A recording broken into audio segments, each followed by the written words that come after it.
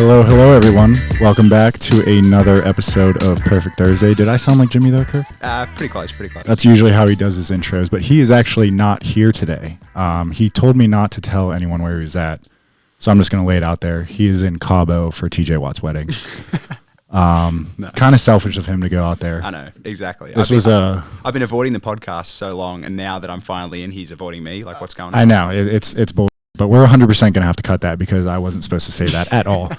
But yeah, episode number 12, we are cooking with peanut oil. I would like to give a warm welcome to our guest, one of the best punters in Pitt history and an even better friend, Mr. Kirk Christodoulou. Thank you for having me. Kirky, I would like to start off saying we usually shout out our sponsor, Brushes and Beans Cafe. They have always taken care of us. They're the best. We recently did an event that you were at, Pitt Day. Yeah. What did you think about that? Loved it. Loved the coffee. I'm actually jealous that I didn't get a chance to paint some pottery up there. I was seeing other people paint stuff, and I was like, oh, that's not a bad idea. I may have got to come back. So yeah, we can definitely go back. We can definitely paint a little bit. But it was a fun event. Pitt Day was awesome. Huge success. Mm-hmm. Coffee was phenomenal. By the way. Coffee is phenomenal. Yeah. Or phenomenal. There we go. Yeah. Pottery is awesome, and we're going to be hosting another event called Brushes and Brews. It's going to be in July. I don't have a lot of details on it, but there's going to be brushes and brews involved. So it's going to be stay tuned. It's going to be a good time. So Kirk, welcome, brother. What's cracking, man? Why don't you tell the people where you're from? So West Virginia. Melbourne, Australia originally. I got to Pittsburgh January of 2017. There you can talk a little. Sorry, I got to get in the mic more. January of 2017, got to Pitt. Came on a snowy day in January with no winter clothes to an empty dorm room up in Southie, and now been in Pittsburgh 5.5 years, and the rest is kind of history. It's crazy. How did you hear of Pitt? How did you get involved with Pitt? Obviously, Australia is pretty far ways away. Mm-hmm. So why don't you tell the people how that happened? So I grew up playing Australian football. Maybe we can put a little snippet in here of some Aussie rules highlights. But grew up playing that my whole life, and never had any exposure to like American football at all. Maybe. I joke about watching Adam Sandler's The Longest Yard movie a lot of the time. Like when I was younger, that's probably my first exposure to college football or to football in general. But was playing just sort of Aussie rules at a local ground like I did every weekend. And one of my teammates actually came up to me. He's like, God, Kirk, you remind me exactly of this guy who's playing at this place called Penn State in front of 100,000 people. And at the time, I'm playing in front of maybe like 200 people, and I'm thinking like, oh, damn, like 100,000 people, that sounds pretty cool. I better check this out. So shout out to Joel Jukovic if he's watching this. Who is that? Joel Jukovic, yeah. I was just playing. I haven't really spoken to him since then, but, thanks to him, I found out about punting. So I went home just Googling, like, what is football? What is punting? Jump on YouTube, what is the NFL? And then end up finding like a YouTube video, Aussies in the NFL. And I think by that point we'd had, 2 or 3 Aussies that had some success in the NFL. Mm-hmm. And then found this website to Pro Kick Australia, which is like a program that trains Aussie footballers to come to the US and punt in college, and has had a lot of success. So I reached out to them, and funnily enough, when I got there, Nathan Chapman, Chappie, who runs the program, was like, geez, you look exactly like Danny. And Danny was actually the guy who was at Penn State, who we ended up getting to play against. We lost. Was that the home game? Yeah, that was tough. No, well, when my redshirt year, we were up there, and actually a funny story. Originally, when I was, we might have to cut this. I don't know if I can say. Just keep going. So, like before the game, like I go out there, I'm redshirting. Winslow's playing, and Danny Pask, who's the punter there, I see him before the game. I'm like, oh, dude, this is amazing. Like it's Penn State. I think it's the second game of my red shirt year. This is like my first exposure to like a big game. And Danny's like, oh, let's have a kick. So me and Danny are like kicking the footy back and forth before the game. And then like out of nowhere, Coach Andrews just comes up behind me. He's like, do you know where you're at? Like, what are you doing? And I'm like, oh shit. Like, what am I just flirting with the enemy a little bit? Yeah, I was like, dude, I'm not playing. But, now like after the fact, realizing that, the rivalry with Penn State and everything that went on probably wasn't the best idea to be fraternizing with the enemy, but I'll say, we had some fun games up at Penn State. I will say the atmosphere compared to some of the other games we played, I do think Happy Valley, it's a little overrated. Oh, so overrated. It's not as crazy as everyone makes it out to seem. Like obviously the fans and the whiteout games, like it's awesome, but I just think Penn State whiteouts and their home games are kind of a little. Oh, Penn State's just average. Average is grits pretty much in any facet, but whatever. Yeah. So speak to Aussie rules a little bit. Obviously, it's going to be tough to kind of cover the whole aspect of the game, but like what is Aussie football kind of like? Like, how would you describe it? So I usually say to Americans who've never seen it before, it's like a mix between soccer, basketball, and football. So it's like soccer, that the game is free flowing. There's no stoppages. There's no downs. But it's like football where there's full tackling, and it's like basketball that you can sort of hand pass it around, and it's like free flowing. So you can punt the ball around the field, and if you punt it further than 15 yards and like receive it, it's like a free kick, and then the game moves on. You just want to sort of move it down the field to then punt it through a goal. Okay. And there's like 4 sticks, and you kick through the middle to 6 points. You missed to either side is 1 point. Okay.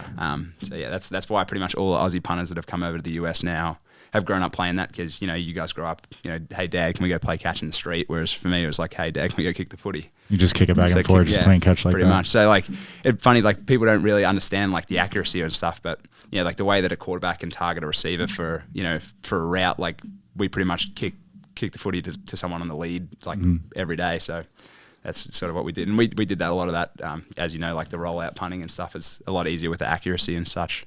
Yeah. Game wise, but yeah.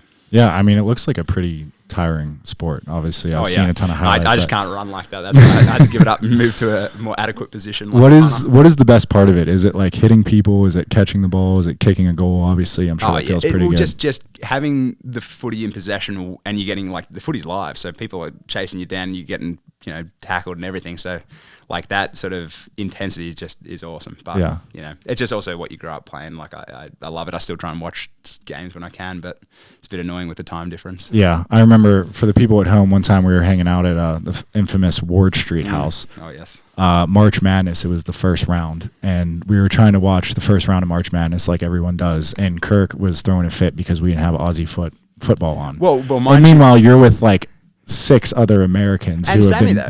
So Sammy, the new Aussie punter, was with us, and this is the opening game of the 2022 season. So it's Carlton versus Richmond. For any Aussies watching, Carlton versus Richmond, great rivalry. Opening the season. Everyone wants to watch the first bounce, like Thursday night footy. Amazing. These guys want to watch like the opening March Madness. Yeah, it's win or go home. Boring. It's win or you. All right, so go home. I don't care. Kirk was trying to say opening day of Aussie, which is like opening day of baseball. There's 100 games. How many games? No, there's 18 teams. So there's 9 games that opening week, but this is the first. I'm saying in a season. In a season. Oh yeah, there's 22, 23 rounds. Okay, so there's 23 rounds in a season, and we're watching the first round of March Madness, and Kirk is pissed that we have it on. Yeah, because that is just ridiculous. I mean, I had no interest in watching March Madness. So okay, my bracket was terrible. Actually, my bracket did pretty well, just despite me just guessing. But yeah, that's usually how it works. I would have rather watched the footy, but I'll suck it up, I guess. Foreigners always have to take the L on those kind of deals. Yeah. No, I feel you.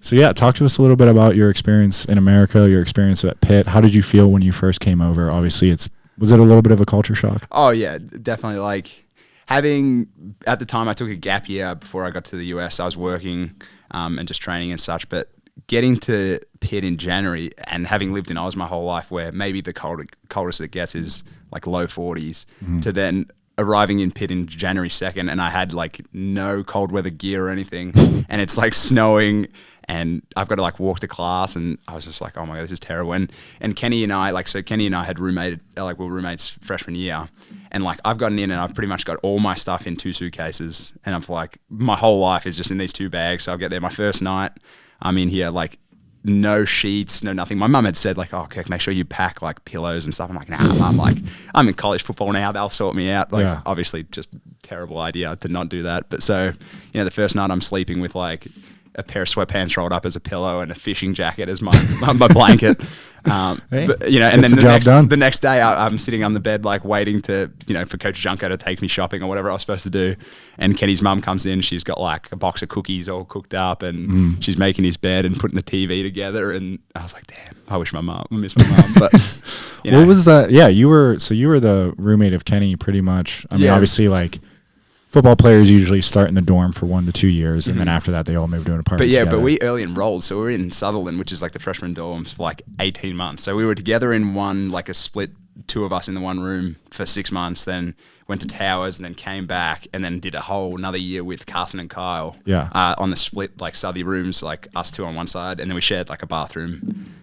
So you've been with Kenny pretty much every step of the way. Pretty much, besides the bouquet year. The bouquet I moved out because Cass Kess wanted me to go live with him, so he wasn't by himself. Oh yeah, I remember that little spot. Yeah, so that was a bit of a hot drama topic at that point. Because I was ditching one set of the boys to go live with Kess, and I was like, oh. Is Kenny upset? The boys were so salty with me for a little bit, but you know. Well, you missed out on the bouquet experience. I did, but it was grimy, dude. You know, it can't be as grimy as Ward Street. That's true. So yeah, what was I guess like your initial, like, how did your friendship with Kenny kind of start? Like, it was good. Did you meet when you moved, or did you guys talk to each other before? I had not spoken to him at all, and it was actually, this is gonna be a funny story. But so like when I had first met Kenny, like obviously we just didn't know each other. I was foreign. I think if he tells a story, he probably thought I was like 35 and had 3 kids at that point. So like I remember Kenny coming in with like the backward hat on, and I was just like, God, who is this twerp that I'm gonna have to live with? But like obviously then like time goes on, and we were like, I think they'd enrolled us in 17 credits, and we were all in the same classes. Yeah. And, you know, like we would spend pretty much every minute of every day together for those first like couple of years. So like became super close straight away. But I remember initially thinking like, God, like, oh my God, who is this guy? And it's funny because, you know, obviously first impressions, like, you know, whatever, but same sort of thing happened with Kess. Like I met Kess at the basketball game, one of like the intro basketball games. And like he sat next to me and didn't really say anything all the time and just introduced himself. And I was like, damn, why is this guy being so standoffish? Like, I don't like, what's this dude's problem? Like, you know, and then after he was like, oh yeah, I'm the kicker, by the way. I'm like, shit, isn't the punter and the kicker supposed to be like good buddies? Like, I was like, damn, I don't want to be stuck with this guy for 5 years. And then it turns out turned out to be best friends. Yeah, it turned out to be Kess, and I live with Kess. How did that relationship start off, and how did that form into what it is? Well, see, Kess was originally the year above us, so he was like Jimmy's year, and that was my technically your year. I always forget that you're a year below me because you're Kenny older. You're like a year older than me. Exactly. So it's weird, but I guess I'm just more mature than you. Yeah, definitely, I'm sure.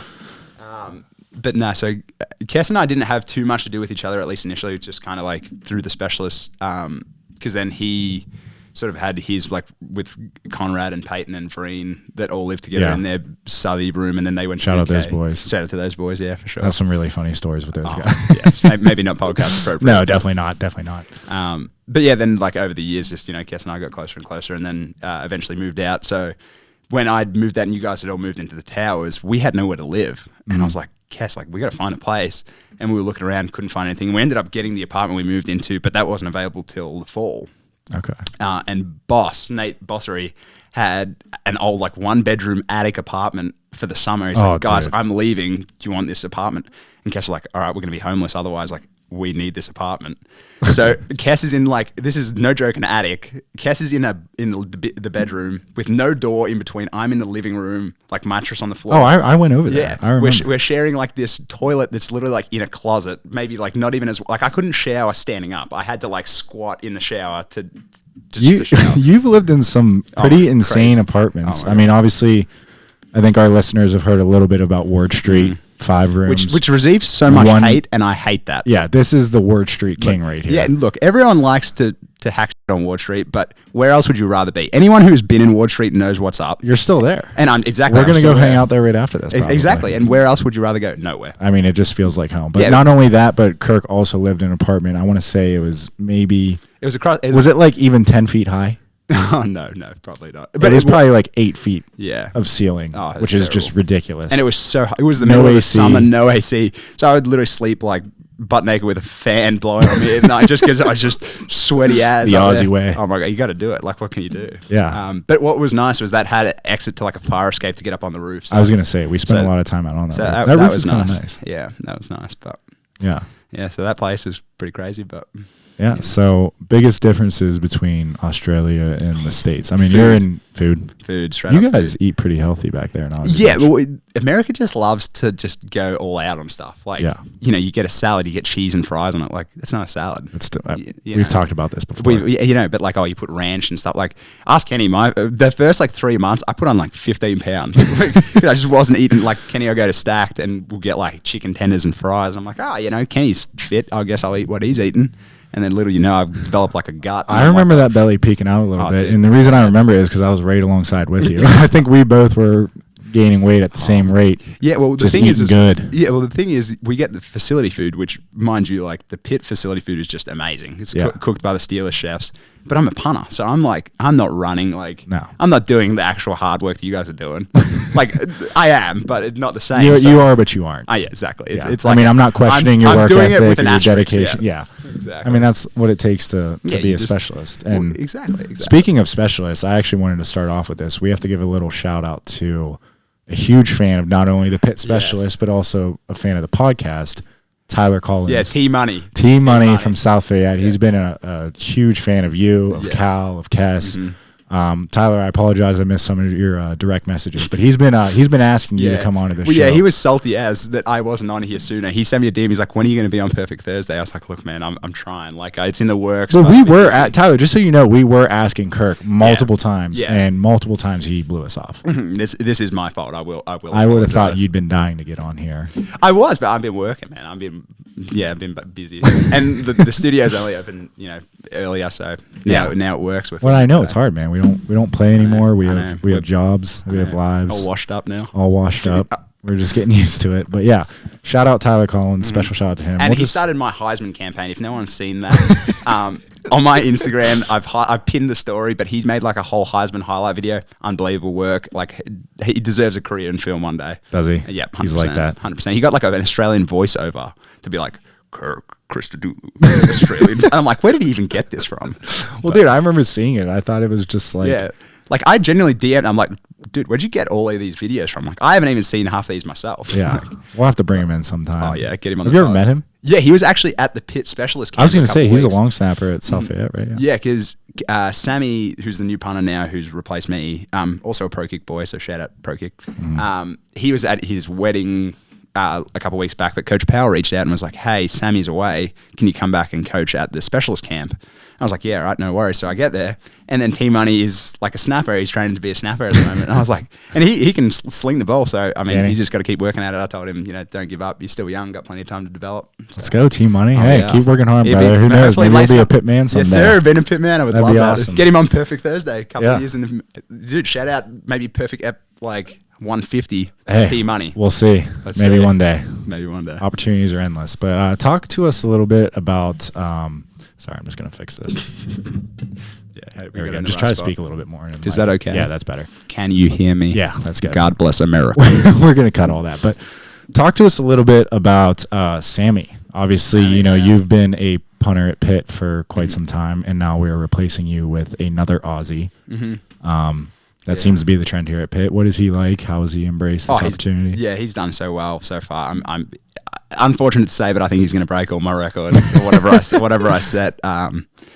So Chappie and Johnny, who run Pro Kick, had reached out to me sort of towards mid last year and has sort of just mentioned that they had Sammy earmarked for Pitt and to sort of just start chatting with him, and Sammy was so great, like asking all the right questions, how he can prepare better and stuff, and we sort of just started that dialogue and going back and forth about like what it was like, because it's weird as you stay the years that I had in the US, you sort of get used to it and it becomes like the norm, and even now, like I haven't been back to Oz in 2.5 years, so I almost like forget what it was like, but him asking questions about like, oh, what are the workouts like, or what's this, it reminded me of like, before I got here, I didn't know anything. Like I had no clue what was going on or, what this whole experience was about to be. So like, it's very cool to like sort of relive that, but through him. So I'm so excited. Like that West Virginia game, like he's got no idea what's coming, and I'm so excited for him. Oh, dude, that's a hell of a game to start out too. I mean, that thing is literally going to be sold out. So yeah, that is one thing. Like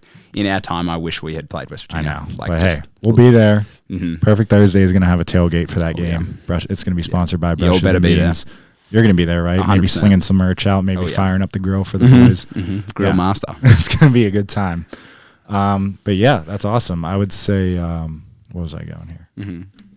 You have no idea, do you? I have no idea. Yeah, we honestly had like a text thread of what we were going to talk about today. Yeah, we can open it. But like, I said to Jake, like, look, we've known each other long enough. We'll just wing it and it'll be fine. And I'm pissed that Jimmy's not here. Well, because we've been talking about this episode for a long time, but at the same time, this is a good opportunity for me to show my skills and for you to actually get a chance to talk, because usually Jimmy is the one talking about himself. Yeah, I'm Jimmy, I'm Batman, whatever, yada yada. Why don't you talk a little bit about the weekly game inspiration? Oh, well, look, the weekly game, how can I put this? Started on the backs of some previous Pitt players from years before my time, but it created like a tradition where some inspiration would go out sort of before the games and just get all the boys sort of ready to go. So then, like as I redshirted, I sort of learned about the traditions and stuff, and then sort of just started and put my own spin on it. And now we have like the weekly game inspiration today, which has got, probably 30 of the boys in there, and just get the boys. It just keeps adding to it. Yeah, it's a very exclusive Snap group, just to get the boys fired up. Send a couple videos. Just Friday night before the game, before. just a little pep talk. Just tell the boys, you got to lock in. Yeah, what's important. No one's gonna know what we're talking about, but if you know, you definitely know. Exactly. But again, just know that the Pitt guys do what's right off and on the field. Like the night before, we are doing what we can to get locked in, regardless of if it's a night game and we've got the whole next day. Like that Friday night before a Saturday game, very important. And people don't know that, but very, very important. And Jake was part of the weekly game productions at the time. I put my body on the line for that a couple times. Yes, you did. Yes, you did. So speaking of off the field, I would say, obviously being a college kid was pretty fun here. We all had a great time. Oh, yes. What was Pitt like off the field? What did you like about it? What were your favorite parts about it? Loved it. I don't know. That's a good question. I did really enjoy the school part.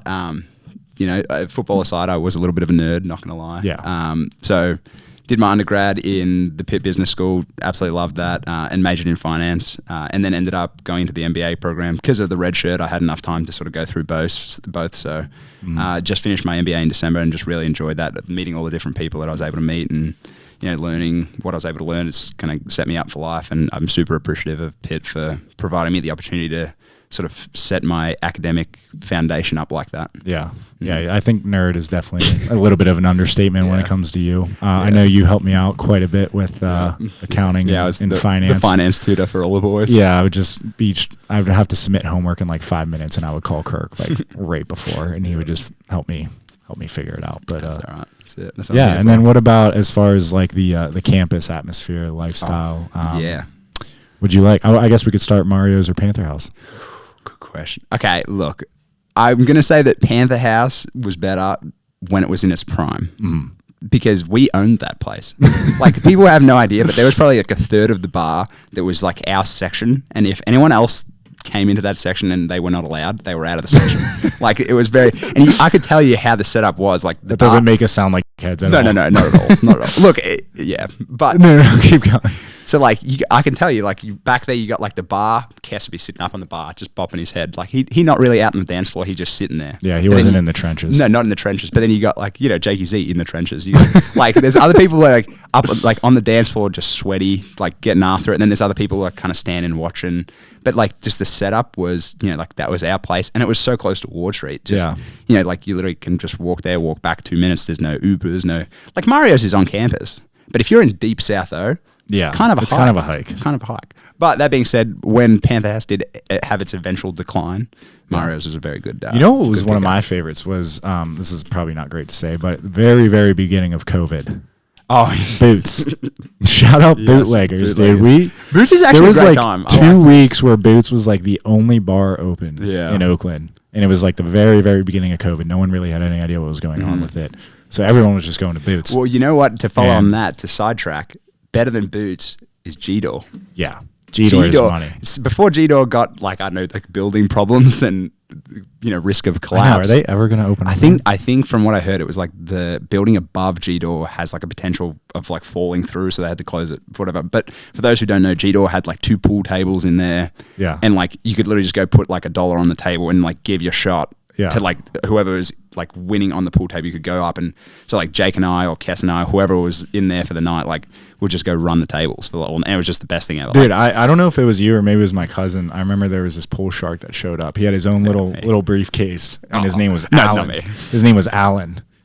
First game we just absolutely wiped him, and he was I mean, if you're bringing your own pool cue, I know that's a little yeah. extra. Oh my it's like a God. Tuesday. It's like a college bar. Like I feel like it's not like a traditional pool. No, place. not at all. Not at all. It's a bar with 2 pool tables. Yeah, no, G-Door is awesome. I don't know who's responsible for G-Door. Yeah, but let's get shut that down. going. Can we please get that going? I mean, I don't really spend much time in Oakland anyways anymore, but that was a staple. Oh my God, yeah, the best. So That's it. All right, good question for you. What's another staple of Oakland?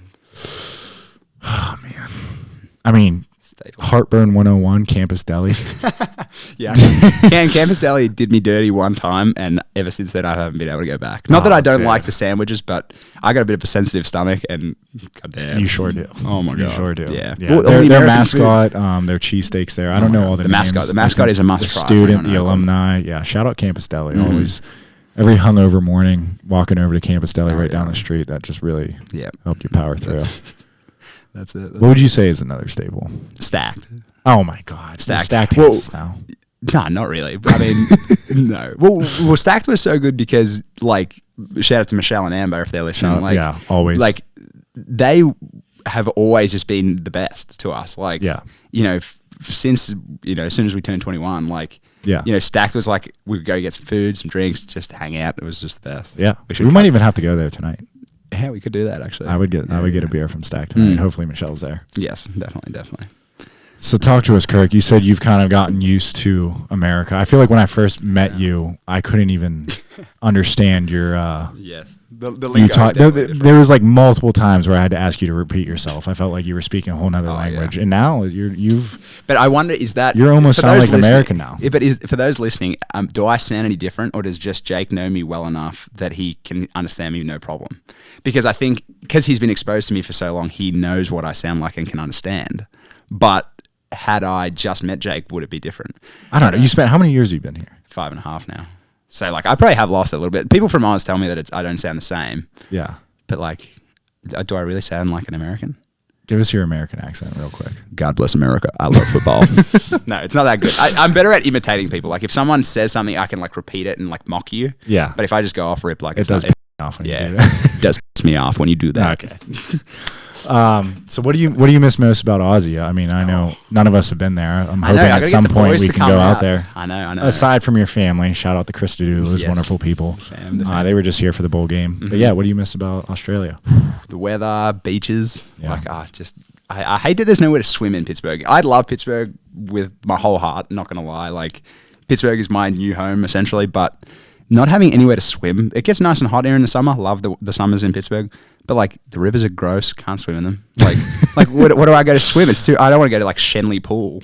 Like, dude, why not? Public pools, public pools cool. They're the way to go. But you know, somewhere like we go to Ohio Pile, but that's like 2 hours away. Yeah. You know, like I just want somewhere out to be nature a little bit. You know, but yeah. Well, Cal was talking about the Allegheny down. If you go down the river a little bit on the boat, I think he's going tomorrow. Really? Yeah, for his birthday. I should go do that. I might want to ask him about it. I might have to. I'm gonna meet up with you guys later at the old Chupka's staple of Southside. Yes.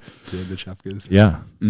Well, Kirk, this is our podcast. Where do you want to go now? I don't know. Can we take a little breather, or can we take a breather? Not a breather. You know, breather's not a good word, but I would like to take a little short intermission just to regain our thoughts before we move forward. All right, yeah, we can take a short intermission. Take a breather. Can do it. All right, and we're back. Thanks for holding there, folks. A little intermission. Kirk actually had to take it, so that was what. Come on, bro. Yeah. All right. Well, so Kirk, why don't you talk to us? I feel like you know, you probably come over here from Australia. The first thing people talk to you about is your accent, and then probably say some joke about kangaroos. Yes, kangaroos. I was going to say. So I've been asked. Like, I should bring this up. I'm not going to name names to embarrass anyone, but the questions that I have been asked as a new foreigner to this country are unbelievable, and they would blow your mind. Well, give us some examples. What language do you speak in Australia? You've gotten asked that. I said, yeah. I was like, what language am I speaking to you right now? Like, seriously. Yeah. I was asked if I had an iPhone before I got to the US. Yeah. Like, no, Australia doesn't have technology. And then one person asked me if I lived in a village. And I was like, no. Like a little hut? Like a hut, yeah. Like, I live in a straw hut. Like, come on, man. But was that one of the fellas? Was it? Yeah, it was one of the boys, but I'm not going to name names. Yeah, we'll talk about it later. You know who you are. So. What was it like growing up? Like, as a kid, like, aside from sports, like, what were your interests? So I was like a pretty well-rounded kid. Like I did a lot of different things. So I was pretty good at swimming, did karate, played guitar. I did Greek school some nights, so I can speak Greek now. Played footy. I've heard you speak Greek Yeah, before. It's pretty strange. Yeah, it's just weird. Like my Greek's decent. Like I got my minor in Greek at Pitt, but it's like when you speak like actual Greek, it's like so fast and so like it's different when you just like kind of like speaking like a broken Greek English. Can you give us like 3 sentences? Yasu Meleni Kyriako, είμαι από την Αυστραλία και μ' αρέσει να παίζω ποδόσφαιρο, which means like I like to play football. So hi, my name is Kirk. See, that's not as weird as I thought. Like when you're talking on the phone to your grandma, it just sounds like the weirdest thing I've ever heard. Yeah, it's different. It is different, but yeah.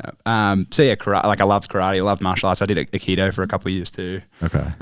Which was so fun. Like I always. How long did you do martial arts for?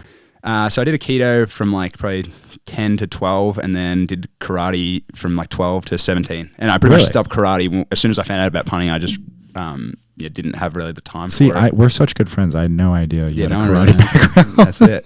No, it was just so good for like sort of the mental discipline and such. Like I wouldn't be who I am today without that. Really? And that's like pretty much.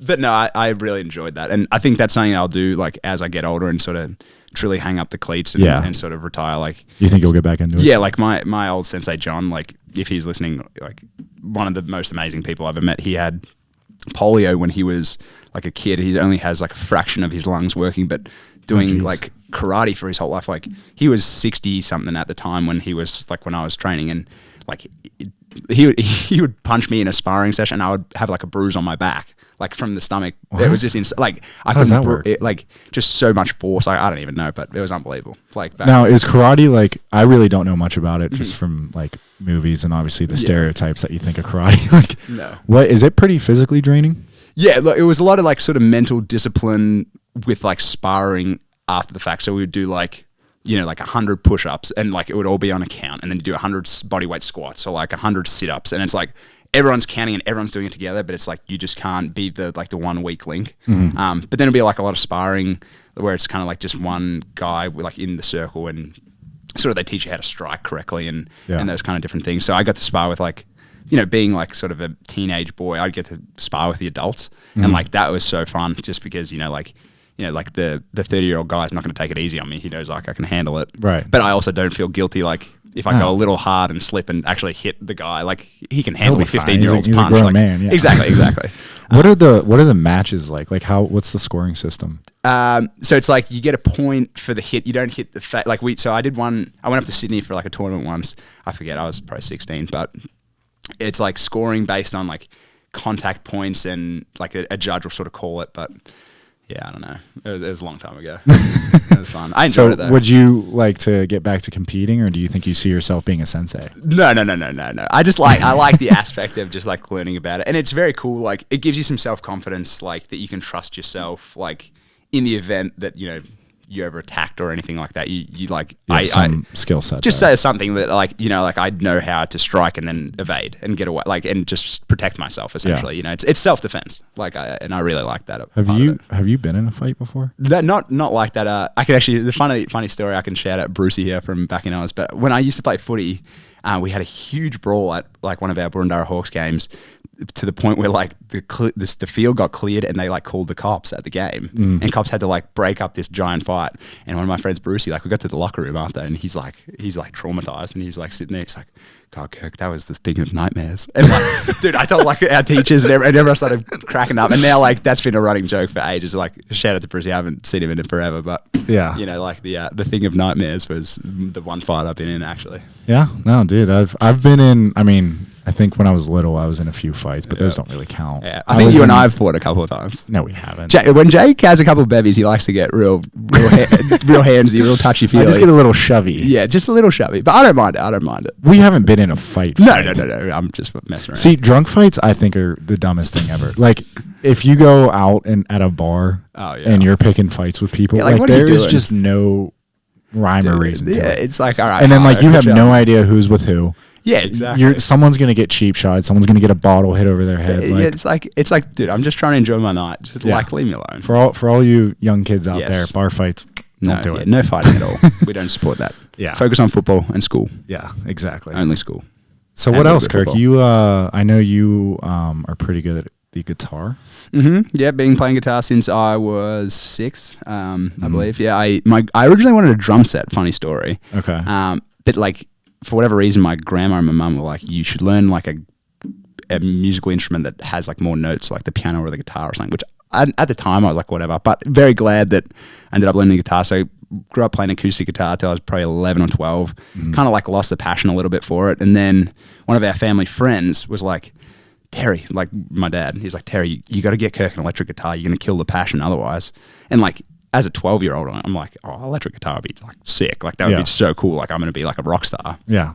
So then like, after a little bit of like whining, like, oh, please dad, like, can I have an electric guitar? Like we went and ended up getting one. And like ever since that, I just absolutely loved it. So when I did like a trip to the US, back in probably like 2012, just like a family holiday, we ended up staying in like Hollywood, and I ended up getting like a Gibson Les Paul from like the Guitar Center on like Hollywood Boulevard. It was just like, I don't know if Hollywood Boulevard, but in Hollywood, it was amazing. Like I spent the whole afternoon while my mum was out shopping, because we had come on like a family vacation, but it was actually a work trip for my mum. Okay. Because she was a fashion designer all through like my childhood, and she would, travel to, the UK, to the US, like Paris, all these different places to like sort of get fashion inspiration for her designing.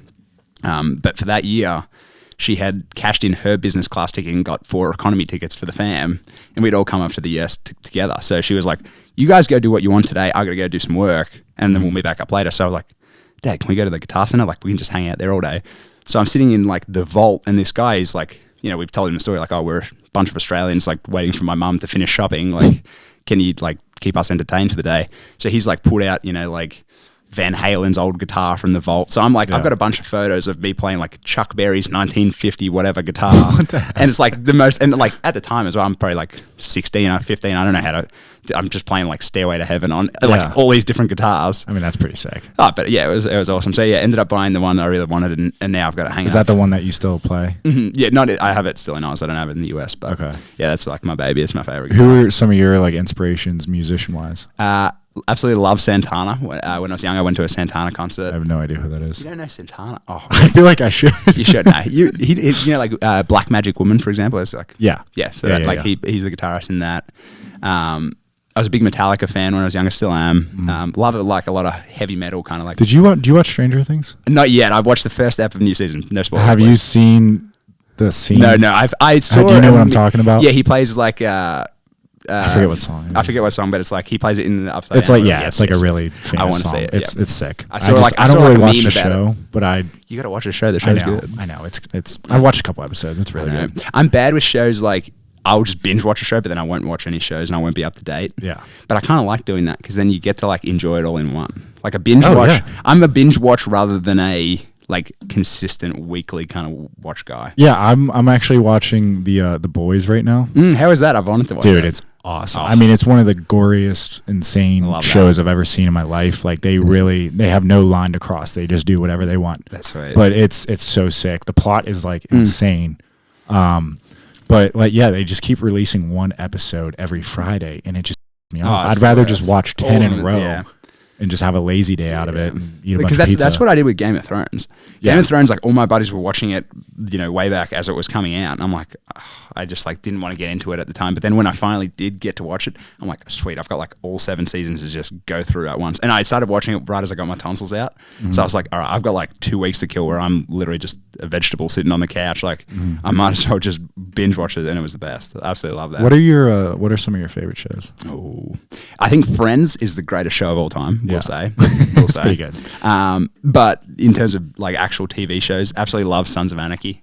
Yeah. Like I thought that was great. And then this is going to go a bit off center here, but I love like Rick and Morty and some like Dragon Ball Z. When I was a kid, you like some of the I used to watch that. Dragon Ball Z is the coolest show ever. Sick. The coolest show ever. Like all I want to do is go Super Saiyan and just like scream at myself. And I had all the action figures and stuff. Too. I was all bought in. And I was a big like Pokemon guy. Like Jimmy's probably so sick right now. Oh, dude, he missed a huge. It's actually funny. We should talk all about Batman and Pokemon right as Jimmy's not here. But then as of next episode, no chat like that. It's all back to sports. It's all business. Yeah, business. Well, that's pretty much what we did the whole time. But pretty much, yeah. Maybe next time you come on, we can talk a little bit more pop culture, a Pop little more culture, TV show, a little more anime, stuff like that. Yeah. Like I love the Anime.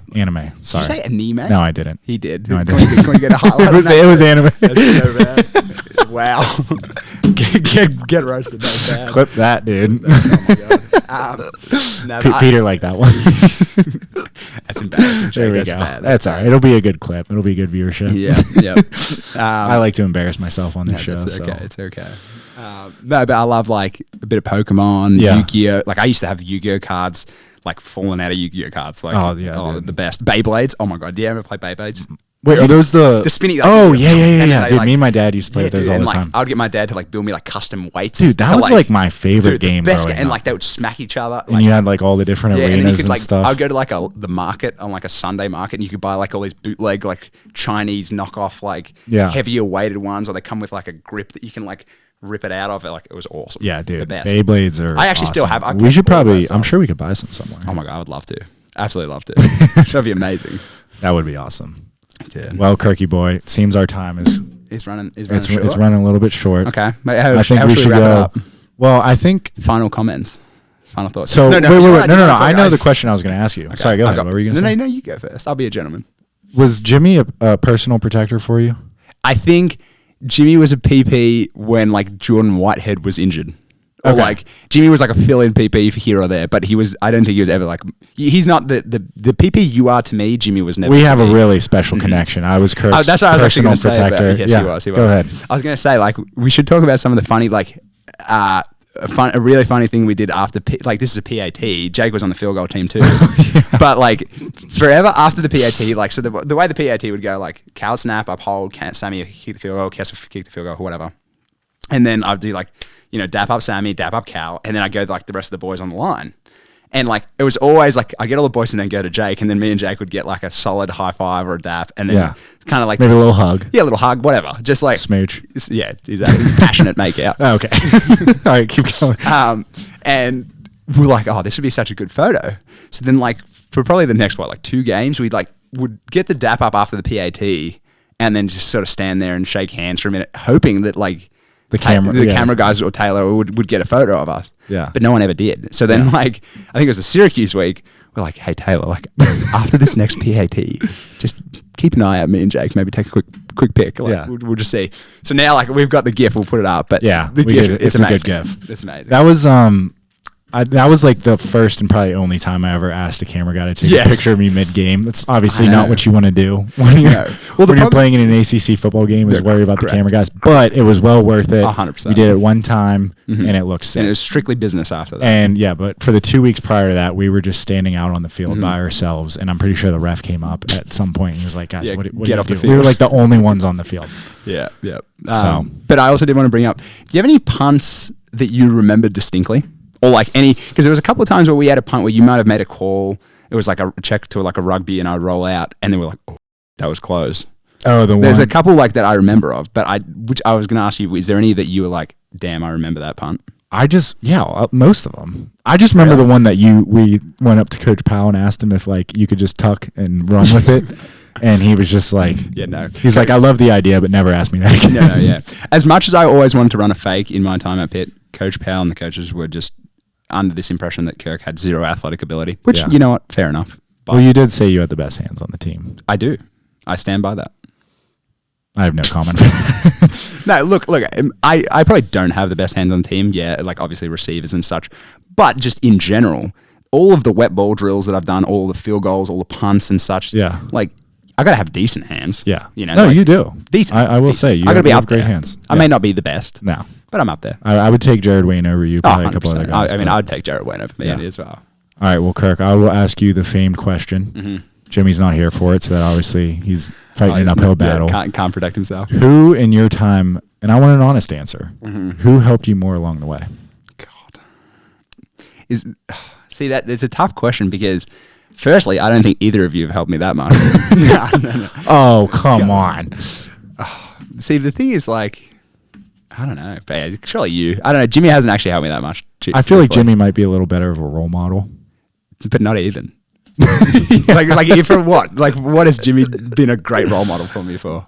That's true. I don't know. Whereas Jake's been a phenomenal role model. Thank you, guys. We helped. I helped you learn the punt system a little bit. He did, yeah. I really did struggle with understanding schematically what was going on. Yeah, even though you really didn't need to know it. No, not at all. It was fun. I wanted to be like have a say in meetings. Like it was very fun. Like, oh, coach, what happens if the 4 goes out here? Like, I don't know what the 4's doing, but yeah.